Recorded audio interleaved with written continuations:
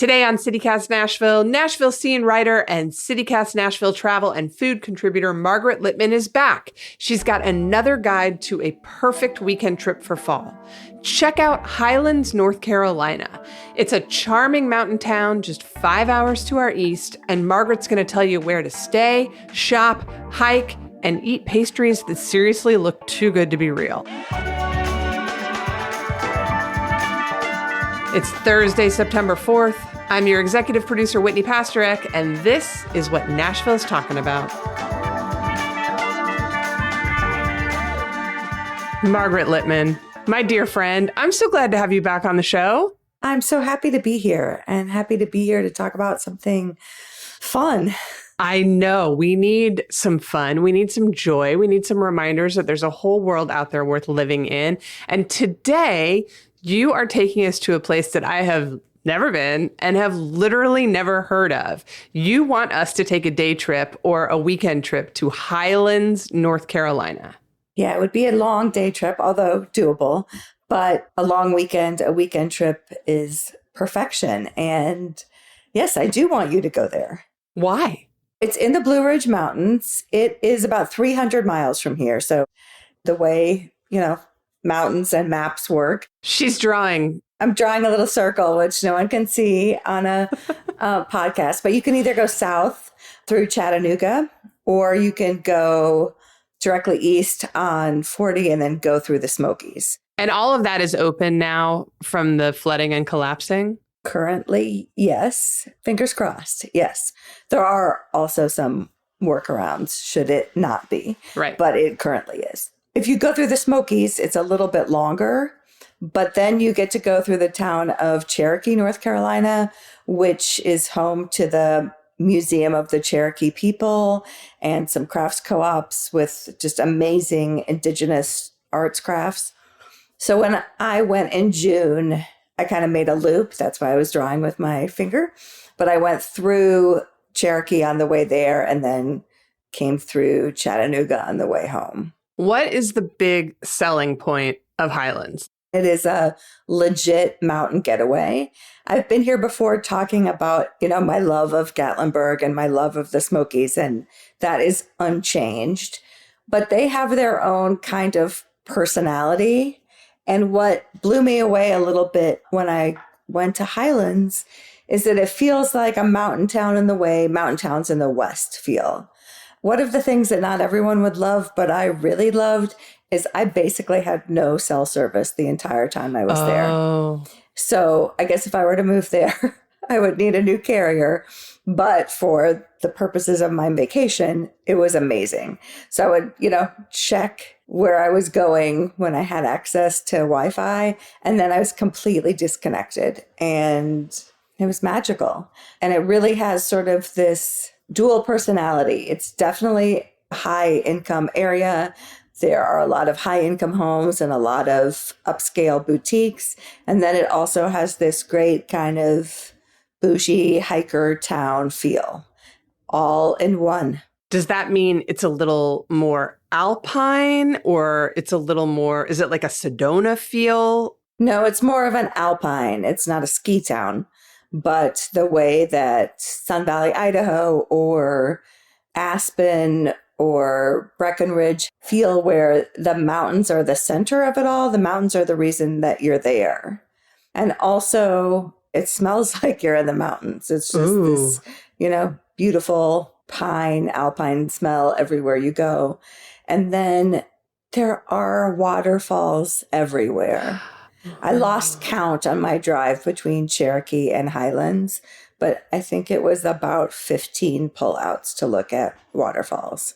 And some are more challenging hikes, but some of them are just turnoffs off the road, like Bridal Veil Falls. So if you're not up for hiking or you have limitations, you can still see them at overlooks. But then there were a few that were more moderate hikes, and then tons that were more challenging hikes.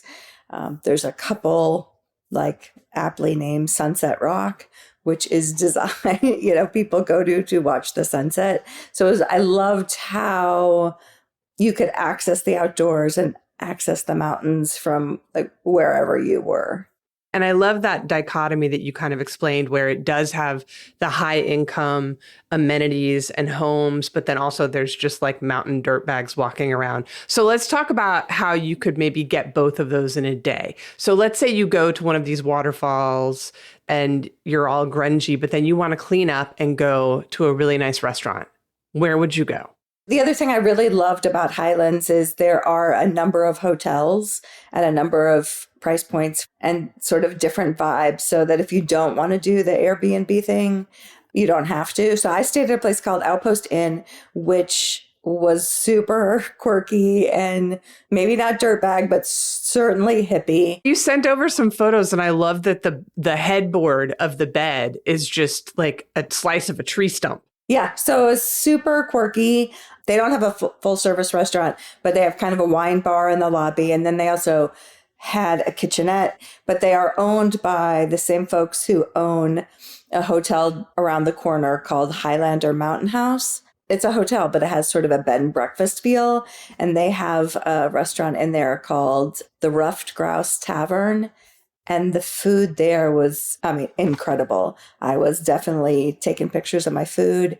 They mixed berries, like blueberries and raspberries, in with this goat cheese salad. So it was sweet and savory, and there were beets and berries together.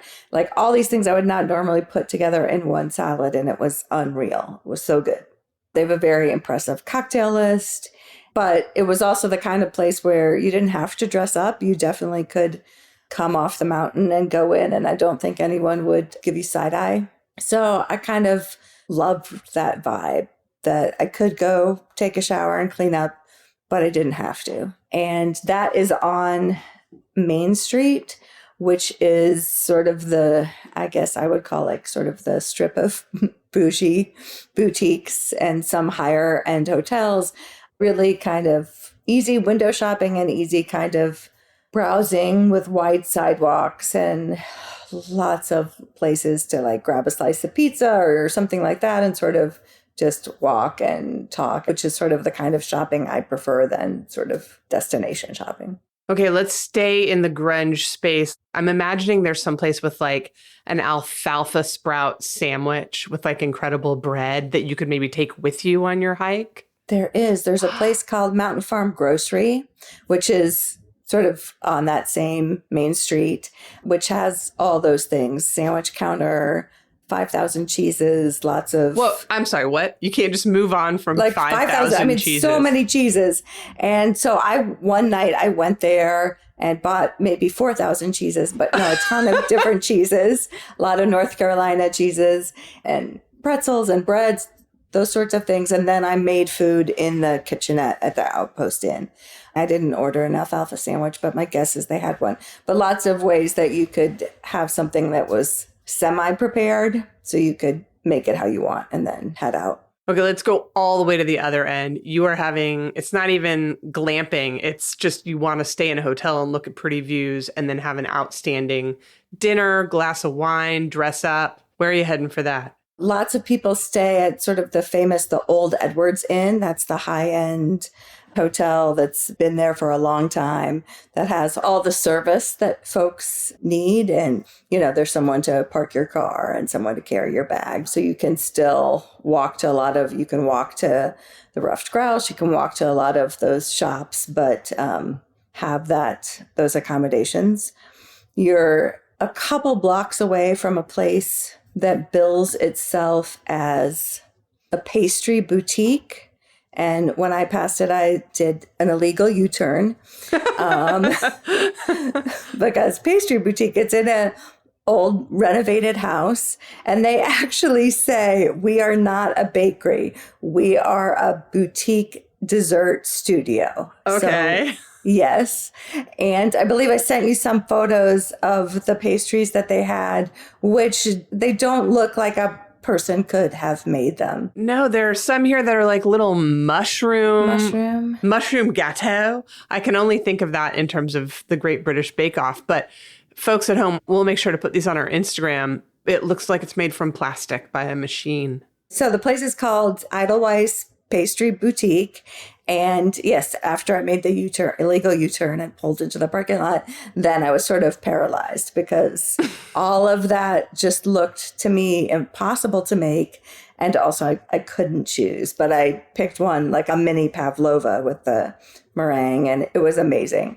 But it is just a super, the only word I can kind of think of is refined experience. And they have, obviously you could take things to go and they put in a little box. So you could take your mushroom gâteau, I guess, and take it on a picnic or a hike if you knew that you wouldn't mess it up at all. Go set it down next to some moss and take your Instagram picture. I should have done that, yeah. But they also have a beautiful kind of wraparound covered porch, so you could just sit out there and eat it and pass a lot of leisurely time. It was really, really beautiful. And I'm assuming the temps up there are a little bit cooler, so it would be nice for outside, and especially coming into fall. Yeah. That's part of what I mean too, where it felt like a mountain town somewhere else. The temperatures were cooler. There's tons of shade on the hikes. Then you're hiking to a waterfall. You have the mist from the waterfall. Even some of the downtown streets. Yeah, it was pleasant to be outside. Amazing. All right. Well, we're going to take a quick break. When we come back, if I know you, Margaret Littman, you know where the hot spot is for the quirky arts and crafts. So we'll talk about that and a lot more right after this.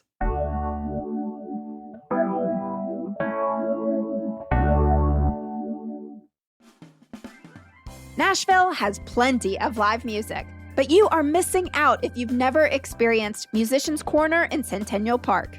It's unlike anything else in town.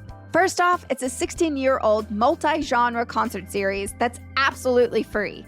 Plus, it's pet-friendly, has a kids' activity area, and you can pull out a blanket, grab a bite, and hear some of the finest musicians from Nashville and beyond. Musicians Corner takes place every single Friday in September from 5 to 9 p.m. with live music, food trucks, artisan vendors, craft beer, wine, cocktails, and more. Check out performances from Parker Millsap, Lachlan Strings with Amanda Shires, Cedric Burnside, Ron Gallo, and so many more. It's produced by the nonprofit Centennial Park Conservancy and supported by Cast Nashville. Visit musicianscorner.com for the full lineup.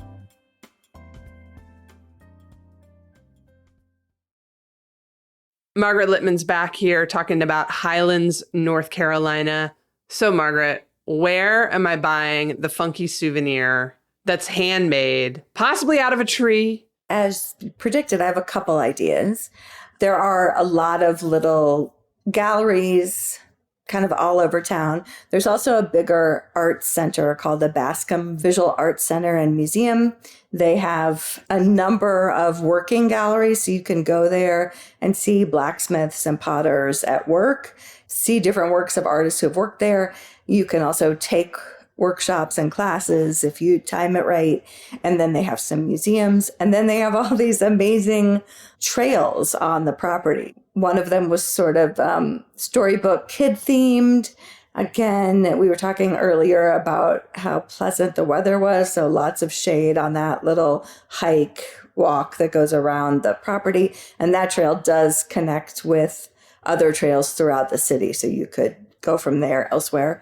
Highly, highly recommend Bascom for looking for that perfect sort of one-of-a-kind piece of pottery or jewelry. You love workshops and classes. Did you take any workshops or classes? I did not plan ahead to take one there. I was sort of envious of the people who were taking one the days I was there, and I would plan ahead to do that in the future. What else? If you're not a hiker, but you don't want to just sit and eat your weight in mushroom gâteaux all day, what other recommendations do you have for activities? So the other thing I was pleasantly surprised by is how good the thrifting was in Highlands. I feel like for all those people who say, resellers have ruined thrifting, or thrifting is too expensive now, or there's no good stuff, I had really great thrifting experiences in Highlands. There's a great secondhand bookstore called the Bookworm that the day I was there had a shop dog, but I think the shop dog's not there every day. But you know how a lot of used bookstores are random. Just stuff is sort of in there and you find what you find. Or I find that sometimes I want to go to a used bookstore, but I don't have a lot of time. And so if there's a store like that, it just feels like, okay, well, I could just randomly walk through an aisle and then I have to go. But the Bookworm is incredibly well organized. I spent quite a bit of time there, but if you had less time, you could still appreciate it and find some things that you need. Or you can't see my air quotes, but need. No, you need it. You need it. You need used books. Yeah. The other thing that I needed to do is I needed to go to 2 stores in particular.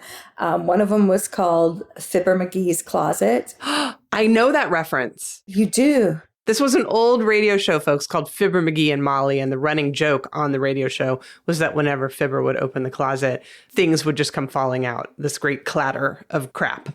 Ask your parents. Or if you walk into Fibber McGee's Closet in Highlands and you look under a certain age, they will explain it to you because they know that not everyone who walks in gets the reference.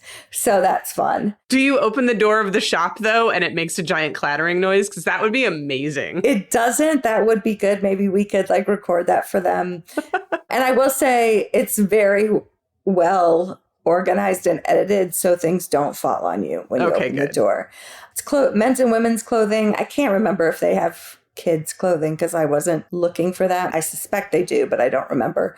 But as is the case in a lot of communities that are higher end, there was lots of great stuff there. Ooh, what did you get? I don't normally read Yelp or those kinds of reviews before I go to the place, but I was sort of trying to look up where there might be some good thrifting. And I read something about Fibber McGee. Some woman told a long story about a pair of jeans that she wanted to buy and then she didn't buy for her daughter.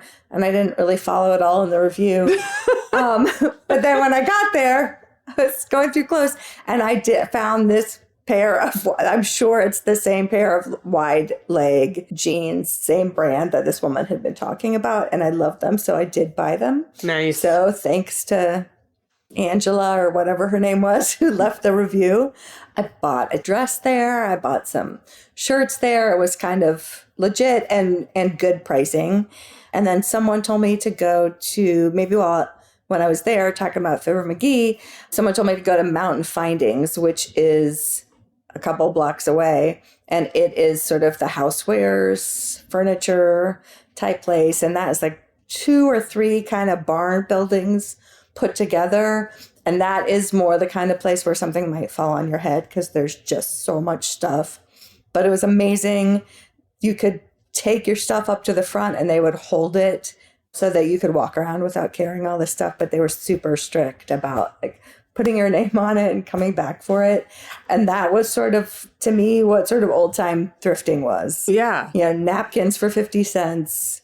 I bought some silverware that I was going to just only use for camping. But then I liked it so much that now I'm using it at my house. Was it as much of a mob scene as so many of these charming towns around our area can be on weekends, not to mention Gatlinburg? It did not feel like that at all when I was there. The Sunset Rock, the place where everybody hikes up to watch sunset, for sure, that was crowded. That was really the only parking lot that I saw super crowded. Everywhere else felt busy and full enough to be interesting and kind of vibey, but nowhere felt overly crowded or, I don't know, it didn't feel like resources were being abused. Wasn't super hard to find a parking place really anywhere I went. So that was nice. All right. So design us this perfect long weekend. So we already know we're leaving here. We're heading to the Smokies and we're swinging through Cherokee. Where are we staying when we get to Highlands? I would stay at Outpost Inn if you are okay with sort of a limited service hotel. There's also another place called Skyline Lodge, which has sort of a mid-century modern vibe. And it's a little bit higher. Skyline, it's a little bit higher up, so you get a view. Those were my 2 picks. What was your favorite off the beaten path waterfall? I guess Sequoia Falls I liked. Again, relatively Sequoia Falls or Dry Falls. Both of those were pretty straightforward and, got to the fall pretty easily. And the kind of place where you can kind of spend a day at the falls, you can bring a picnic and just chill? Some of them you can. Some of them you would have to connect 2 or 3 of those together. But yes, absolutely. And then head up the shopping, a little thrifting before you head home. Maybe schedule a class if you get in ahead. Yeah, if you plan ahead at Bascom, I would highly recommend that. When I was at Outpost Inn, they were putting in an outdoor sauna. It was not installed yet. So assuming that that's done by the time temperatures drop in a little bit in the fall, I would plan my day to do that after my hike. Yeah. I want no part of a sauna right now, but once those leaves start to turn, probably a great place for leaf peeping. Yeah, absolutely. And probably much more crowded then. That's true. But so maybe this is a great recommendation for September before the real leaf peeping begins. And then you drive home on Sunday, you're back here, ready to start the work week and tell everybody about the incredible weekend you had away from Nashville. Margaret, this is a terrific recommendation. Thank you so much for coming back and giving us another great one. it's my pleasure, always.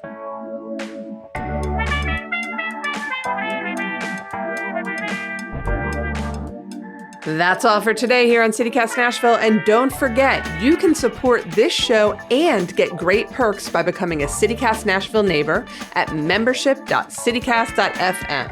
And hey, if you enjoyed the show, why not tell your friends? Rate the show, leave us a review, and subscribe to our Hey Nashville newsletter. We'll be back tomorrow morning with more news from around the city. Y'all take care of each other.